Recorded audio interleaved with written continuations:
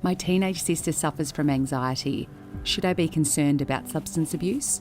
There is definitely a direct link between anxiety and substance use, and our lab is actually the first in the world to highlight why that may be the case. Most substance use cases can originate from anxiety disorders actually, and we are working really hard to understand the biological processes that are involved in the wrong cognition that can occur in anxiety and addiction, hoping that we can tackle where the problem starts. It starts with our brain.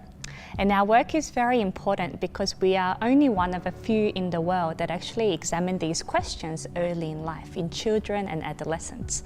And historically, people have only looked at adults. And we think that's why we haven't had many breakthroughs in this field. We've found out that memories developed early in life, especially ones that involve a lot of emotions, are very hard to forget.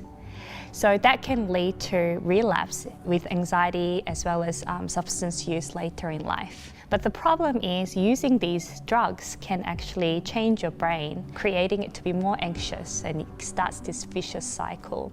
And we believe that by looking at the origin of anxiety and addiction early in life, we can prevent and treat these disorders. What are the chances that I'll be affected by mental illness in my life? So you've got a 50% chance that you as an individual will be affected by mental illness during your life. Most of us, if have either been affected ourselves or someone that we know by things like anxiety and depression. So, I think that stat holds up, but it's still astounding. So I'm a basic researcher, and so that means I'm focused on understanding how our bodies work, the molecular details of how our brain works. I'm especially focused on how the cells in our brain talk to each other. And this process is critical because it's not only disrupted in disease and illnesses, but it's also the major target for drugs that are used to treat mental illnesses and many other diseases.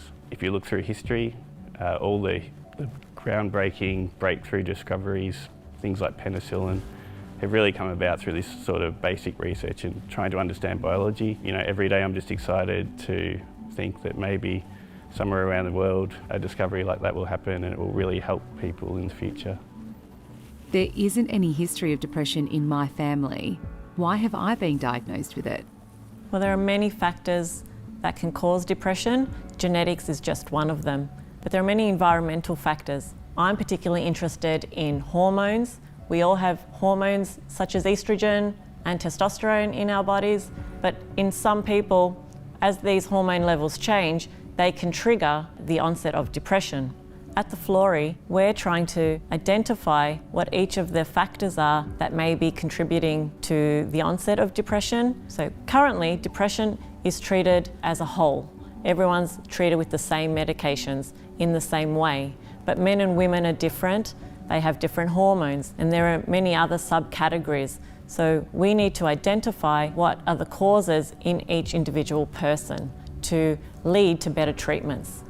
If my mum has dementia, does that mean I will get it too? Probably not, which is the good news.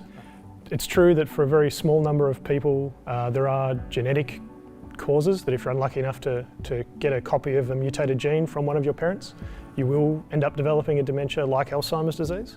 Typically though, these are very rare, less than 1% of cases. So for most people, it's sort of a bit of a bolt out of the blue. The lifetime risk of someone who's 60 getting Alzheimer's disease is sort of somewhere between 15 to 20%, depending on gender. Flipping that around, really means there's sort of an 80% chance that you won't get Alzheimer's disease. It's actually a mystery why we get the disease. I mean, we don't really understand what process goes wrong. And that's the sort of research that I do, is I'm very interested in to try to work out what exactly is it that's going wrong as we get older that makes our brain cells die. I'm really trying to build new tools to study the biochemistry that's occurring inside our brain cells so that we can get new insights, and we're asking questions that we couldn't ask 10 years ago. And so we're learning things we didn't even know we didn't know. And that's the sort of research that I really love. We are pushing back the boundary. That's what's great about the Florey, is you cover that spectrum. It's really nice to be able to fly the flag for fundamental research and its importance. That's, I think, the only way that we're really going to be able to come up with a drug or a therapy that's going to intervene. My uncle has been diagnosed with motor neurone disease.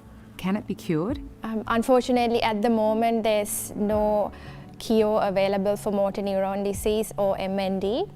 There's 2 clinically approved treatments available, but they give a very modest effect in that they extend survival only about 2 to 3 months. This means that if you're diagnosed with having MND, you only live to about 2 years after the diagnosis. We are working to fast-track our research efforts so we can come up with the treatment much faster. One thing we are doing is using already clinically approved drugs. So we are repurposing these drugs so we can come up with the treatment much faster. Once I started researching on MND, I met MND patients, and after interacting with them, I realized that they are some of the most courageous people I have ever met. This is why at the Florey we are working really hard to find a treatment for MND. Can young people experience a stroke, or does stroke only happen to older people? Stroke definitely does occur in younger individuals aged 18 to 65 years.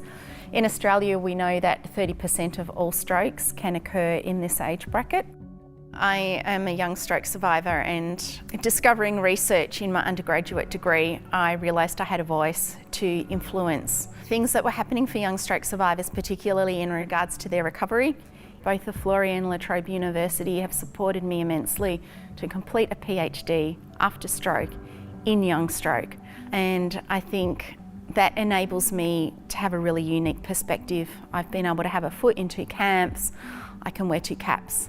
Being a stroke survivor has allowed me to develop research questions, and being a researcher has assisted me in contributing to input, searching for answers.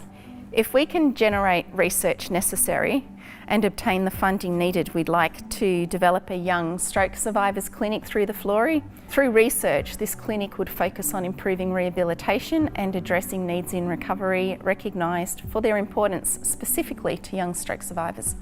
I am Associate Professor Ji-Hyun Kim.